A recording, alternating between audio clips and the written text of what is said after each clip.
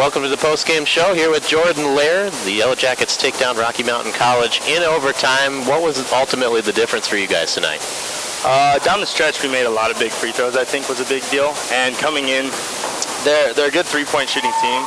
So we tried to focus on limiting threes, which, I mean, they still hit some threes, but we tried to focus on just playing a hard defense. So you guys shot especially well from the free throw line tonight. I think something like 17 for 18. Was that talked about in the pregame, and how did you execute that? Yeah, we talked a lot about free throws because obviously they're a big difference in the game, because if you miss 10 free throws, you lose by 5. There's the game right there. So in our walkthrough today, we probably shot 35 minutes worth of free throws, just repetition, repetition, repetition, and it paid off. So yeah, one of the things you guys did especially well too was kind of spread the ball around, so if one guy's not going, you can rely on some bench options. Is it important for you guys to have that full team effort and get the win that way? Yeah, for sure.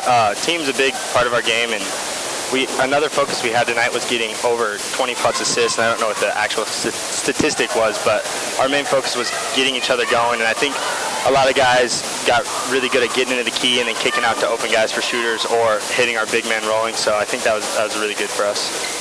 As you look at the schedule coming up, you guys head to Las Vegas next, and then it's right back into the GNAC calendar. How important is it for your confidence going forward that you're able to win this rivalry game? Oh, it's big. It's huge. Not only is it good for us as a team, but it's cool for the whole school, because especially the Eastern Montana thing, it's been a rivalry for however long, so it's really cool, and I think it'll help us build on the games coming up into Vegas, and then I think hopefully it'll carry right over to conference play. Yeah, with Rocky Mountain College, you end up splitting the season series. Of course, it's exhibition, but you want to win every game no matter what.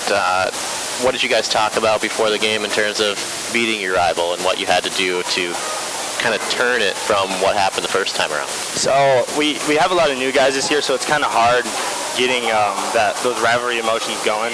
When you have new guys coming in, they don't really know the backstory, but us losing the first game showed us what we have to do, and it made everyone kind of lock in more and come in ready to play. So I think that was a big thing for us, is just realizing that this really is a rivalry and that it means a lot more than just an exhibition game. All right, Jordan Lair, thanks so much. Yep, thank you. With head coach Mick Durham, the overtime win against Rocky Mountain College, you end up evening the series with Rocky Mountain. I know it's exhibition, but how much did this win mean to your guys on this night? Well, I mean, we make it a big deal. I mean, they're our rival, and the school is, 2 miles away, and it wasn't easy from the get-go. We got off to a tough start, but there was no question our guys. They came to work tonight. We had a little more time to prepare this time. Last time we played on a Thursday and a Saturday, we had one day to prepare, so I thought we were a lot more better prepared. It doesn't obviously show in the points we gave up, but they made some big shots, and we made some big shots, and we made a lot of good free throws down the stretch. So our guys are very into it. Both teams exhibition, but I think it's a really good game for both teams to learn a lot from. Yeah, first half, the turnovers were not in your favor by a long shot, but then you were able to really turn it around and take care of the ball in the second half. Do you think that was a big difference? There was no question. We talked about that. We talked about trying to get 20 assists tonight. We had 19, but we had 7 turnovers at half. They had 1, so they turned it over just the opposite. They turned it over 8 times the second half. We turned it over 2. So, and then we got to the free throw line. They were in foul trouble early, and we were able to get some points from the free throw line, and then board stayed even. Both teams made big shots. They're very dangerous from the 3, and we're trying to hold them under 10 threes. They made 13, so didn't quite do that. Yeah, I was going to talk about the free throws as well. You shoot 95% from the line, which is really outstanding, and you get to the line quite a bit as well by getting the ball inside. Was that a concerted strategy, and do you think that games are sometimes won and lost because of free throws? Well, there's no question, and we went small. We go small, and basically we put Brendan Howard inside, so and he gets some tough hoops. Didn't get off to a great start tonight, but those free throws he made to tie it, to send us into overtime, were huge. And you got to have balance, I think. If you can get some threes, you get some inside, get to the free throw line, and if you look across the board tonight, we had pretty good balance, and we had 4 guys in double figures, and that's not Ty Green. So we won on a night that he had a very tough shooting night.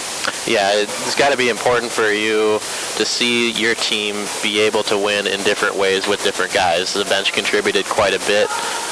Thinking of a couple of guys that really had some big contributions off the bench. Or looking at Lair, who came in and made a difference at different points, especially Ryan Perez, or excuse me, not Ryan Perez.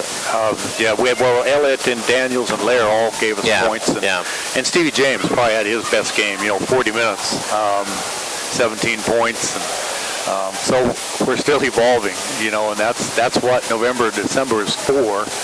Unfortunately, we already played 2 league games, but, you're just trying different lineups. Tonight, we started a totally different lineup. I know I'm driving you SIDs crazy because I have a different starting lineup every game. So we're just trying to see kind of fit the pieces.